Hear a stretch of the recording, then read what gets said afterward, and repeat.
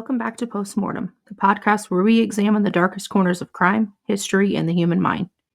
I'm your host, Stacia, and today we're diving into one of the most infamous unsolved serial killer cases in American history, the Zodiac Killer. This case is filled with brutal murders, cryptic ciphers, eerie letters, and an elusive suspect who taunted the police for years. Despite extensive investigations, forensic advancements, and decades of speculation, his identity remains a mystery. Was he a criminal mastermind? A man hiding in plain sight? Today we dissect the evidence, the victims, the letters, and the suspects in chronological order, piecing together one of the most haunted cold cases of all time. So let's jump right in. Our story begins on December 20th, 1968, at around 11:45 p.m. It was a chilly Friday night in Benicia, California. High school sweethearts Betty Lou Jensen and David Faraday were out on their first date. The two teenagers had stopped at Lover's Lane on Lake Herman Road, a secluded, dark, and quiet place, perfect for young couples looking for privacy. According to the police report, what happened next was nothing short of a nightmare.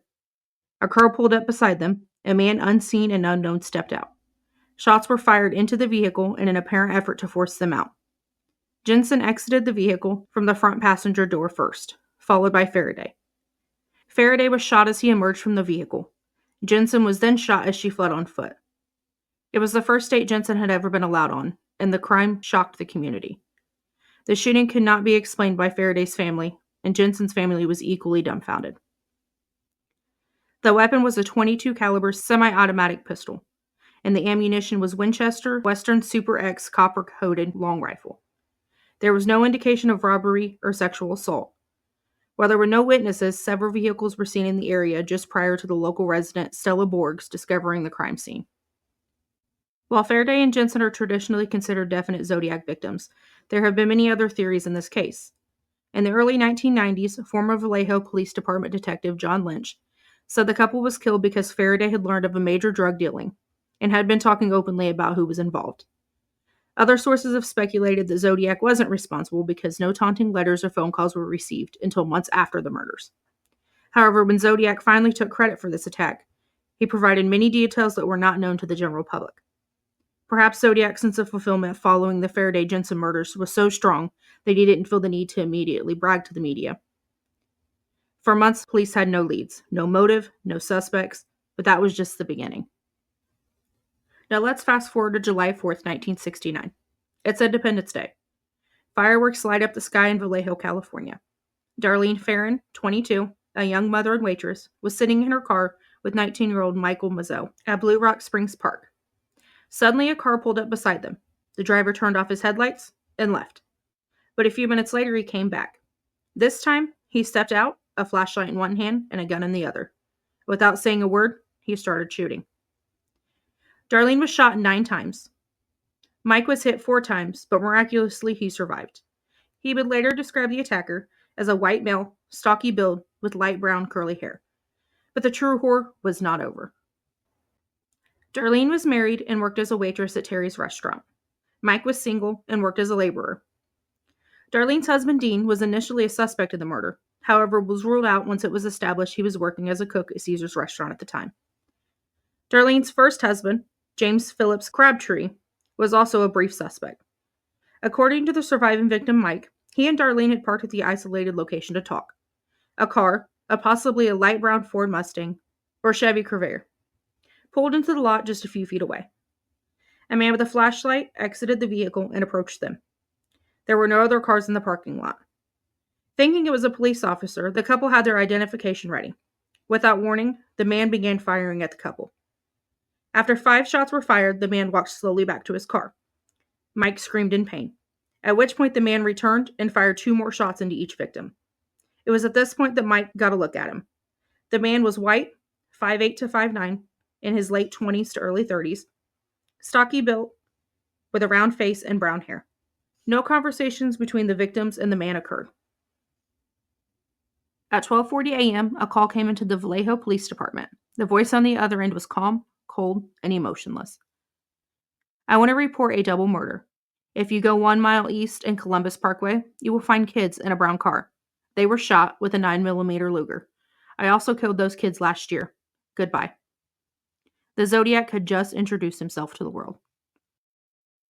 On August 1st, 1969, three newspapers, the Vallejo Times-Herald, the San Francisco Chronicle, and the San Francisco Examiner, each received an identical letter. The writer claimed responsibility for the murders and included a cryptic cipher, split into three sections. He demanded they be published on the front pages, or he would kill again. The cipher was 408 letters long. Days later, it was solved by a schoolteacher and his wife. The message? I like killing people because it is so much fun. It is more fun than killing wild game in the forest because man is the most dangerous animal of all. But there was one thing missing. His name. The Zodiac had no intention of revealing his identity. Instead, he'd continued to taunt police, sending more letters, more ciphers, some of which remain unsolved to this day. On September 27, 1969, at approximately 6:15 p.m., college students Cecilia Shepard and Brian Hartnell were relaxing on a blanket near Lake Berryessa. A man approached. He wore a black executioner's hood and a symbol on his chest, a cross inside a circle. He told them he was an escaped convict and needed their car. Then he tied them up and stabbed them, repeatedly. Cecilia Shepard was 22 and was stabbed 10 times, 5 in the front and 5 in the back. Brian Hartnell was 20 and was stabbed 6 times in the back. The knife had a wooden handle and a blade approximately 10 to 12 inches long. There was no indication of robbery or sexual assault, and there were no witnesses. Brian survived, but Cecilia succumbed to her wounds, and the killer left a message on their door, writing the dates of his previous attacks. According to the police report, the couple was relaxing on a blanket at a very remote location by the lake. Shepard noticed a man approaching them wearing an unusual costume and holding a gun. He appeared to be more than 6 feet tall with a heavy build. The man claimed he was a prison escapee from either Montana or Colorado and needed money and a car to flee to Mexico. Hartnell offered his wallet, keys, which were not taken. After several minutes of conversation, the man tied the couple up with plastic clothesline and began stabbing them. Hartnell was attacked first, then Shepard. After the assault, the man walked casually away from the scene. After several minutes, a nearby fisherman heard the couple screaming and alerted park rangers. By the time help arrived, Shepard and Hartnell had managed to untie their restraints. It took nearly an hour for an ambulance to arrive, at which time both victims were in critical condition. Just over an hour after the attack, the Napa Police Department received a call from a man claiming responsibility for the stabbing. The call was quickly traced to a phone booth in downtown Napa, and fingerprints were later recovered. Meanwhile, Napa County Sheriff's Department deputies were responding to the crime scene. They found the attacker had written a message on the victim's door. The message included the dates of the Faraday-Jensen and Farron-Mazzo attacks and was signed with a cross circle symbol. Tire tracks at the scene indicated the killer had parked behind the victim's car, and a size 10.5 Ween Walker shoe prints were recovered from the scene, indicating a suspect weighing more than 200 pounds. Detectives later located 3 young women who had noticed a strange man in the general area just a couple of hours before the attack. Shepard died within 48 hours of the stabbing. Her funeral services attracted a huge crowd of mourners. Hartnell recovered from his wounds and is now an attorney in Southern California. While Brian gave many interviews in the first few years after the attack, he is no longer discussing the case with the media. Many suspects were scrutinized, including serial killer Ted Bundy. A February 1989 comparison of fingerprints helped clear Bundy of this crime. This was a bizarre and horrifying crime. A careful consideration of the facts should dispel all myths that Zodiac was simply a super criminal, only intent on taunting the police. Rather, he was a very warped individual who apparently had grown bored with the mere killing. He now apparently needed to implement extremely bizarre behavior in order to achieve satisfaction. On October 11, 1969, at 9:55 p.m. in San Francisco, taxi driver Paul Steen picked up a passenger in Union Square. The man directed him to the upscale neighborhood of Presidio Heights. When they arrived, the passenger shot Stein in the head, tore off part of his bloody shirt, and walked away. The weapon was a 9mm semi-automatic pistol, but not the same 9mm used in the Farron murder. 3 teenagers witnessed the attack and called 911. According to a police report, Stein's cab was hailed at Mason and Geary Streets, with the intended destination being Washington and Maple Streets. For reasons unknown, the cab ended up at Washington and Cherry Street, a block away from the original destination. Stein's wallet and keys were taken, and a large portion of his shirt was carefully torn off. Bloody fingerprints, potentially of the suspect, were recovered from the vehicle. According to a police document, a pair of men's size 7 black leather gloves were also found. The three witnesses watched the suspect from approximately 60 feet away as he wiped down the cab with a cloth after killing Stein.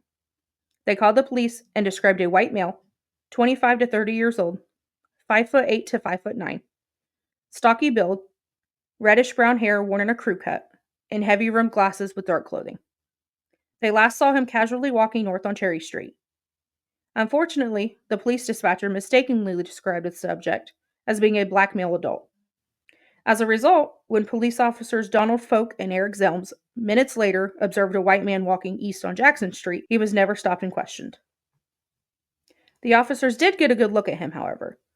When the correct description of the suspect was finally broadcast, the officers realized they might have encountered him.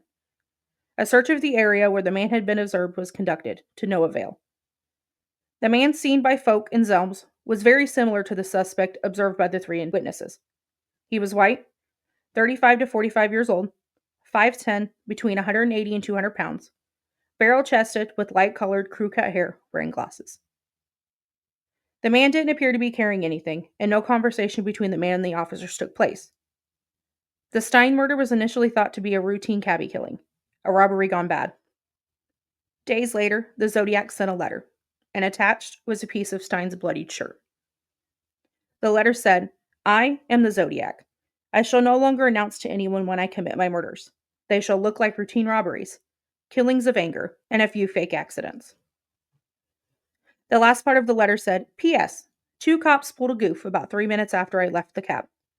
I was walking down the hill to the park when this cop car pulled up and asked if I saw anyone acting suspicious or strange in the last 5 to 10 minutes. And I said yes. There was this man who was running waving a gun, and the cops peeled rubber and went around the corner, as I directed them, and then disappeared into the park a block and a half away, never to be seen again." San Francisco Police Department inspectors Dave Toshi and Bill Armstrong, who were assigned the case, were shocked to realize the shirt belonged to Stein. Still later, Zodiac would claim he actually spoke with the patrolman the night of the murder, leading them astray. The three witnesses, though, hampered by poor lighting conditions and fog during their observation of the crime, worked with police and a composite artist to put a face on Zodiac. A few days after, the sketch was circulated throughout the Bay Area in the form of a wanted poster. The witnesses requested the sketch be altered to make it more accurate. Thus, another version was made. More than a month after Stein's murder, Officer Folk finally came forward about his possible encounter with the killer. He stated, "We turned west on Jackson Street. As we approached Maple Street, I noticed on the north side of the street a white male adult. We slowed down as we passed him. I don't know. We were still rolling. Saw that it was a white male, stepped on the gas. 5, 10, 15 seconds tops from first spotting him to passing him. He sort of looked down, perhaps like a lumbering gait, stumbling along. Like a semi-limp might have come up in my mind. Because he was putting his head down when he spotted the police car and turned into the entranceway. I mean stairs that are leading up, that are concrete to a path that leads to a front door. Never saw him get to the top of the stairs. Do you want the address of that residence?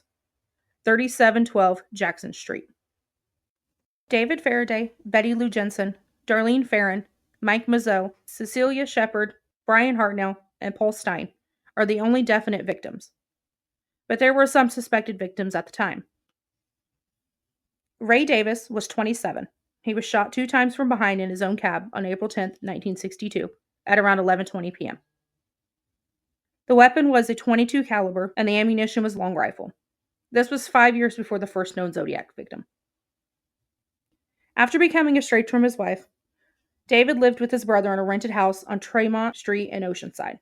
At 11:10 p.m., Davis, a driver for the Checker Cab Company, picked up a fare at a downtown cab stand, possibly on Mission Avenue, and notified his dispatcher that he was delivering the fare to a location in South Oceanside. Davis was never heard from again. Early the next morning, the body of Davis was found in the exclusive upscale neighborhood called St. Malo, Oceanside's first gated community.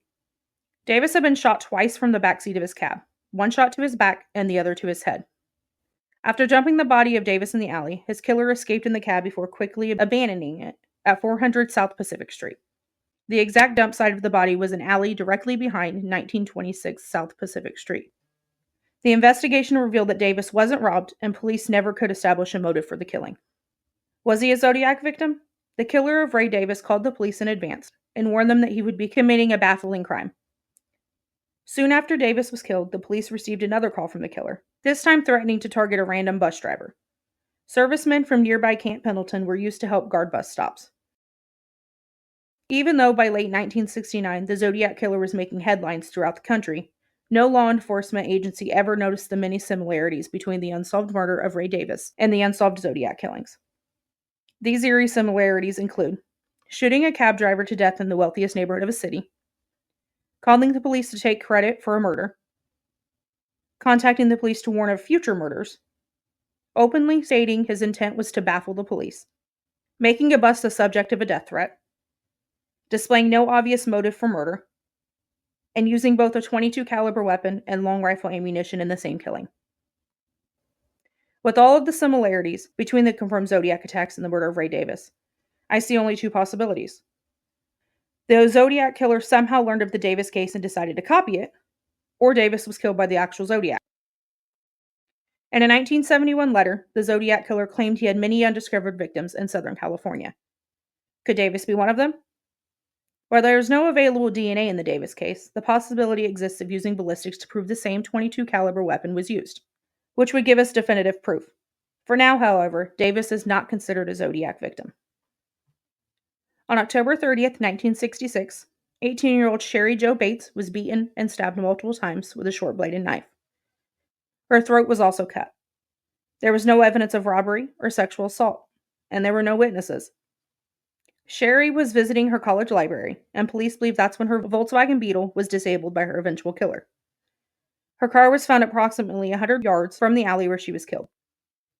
A men's Timex watch with a band suggesting a 7-inch wrist was found at the scene, along with the military-style heel print indicated a size 8 to 10 shoe.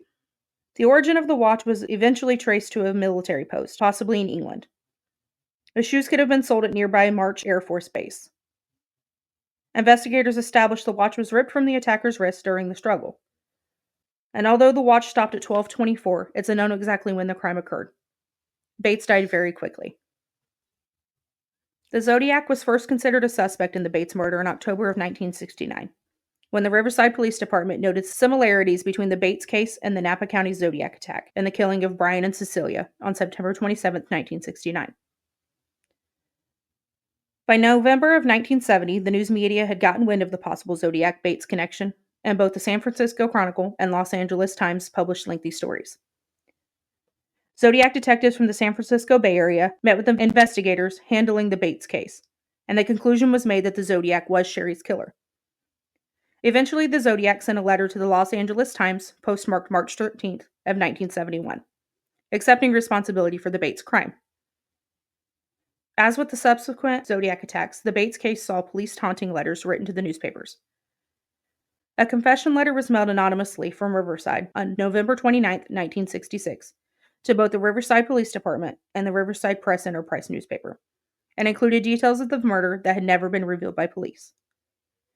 In December 1966, a desk with a morbid poem scratched into the surface was discovered in the college library. The writing was eventually attributed to the Zodiac Killer. Additionally, 3 other letters, sent anonymously from Riverside on April 30th, 1967, to the above recipients, as well as to the victim's father Joseph, have been attributed to the Zodiac. Our next possible victim was Kathleen Jones. She was 22. Her and her infant daughter were on their way to visit a sick relative in California.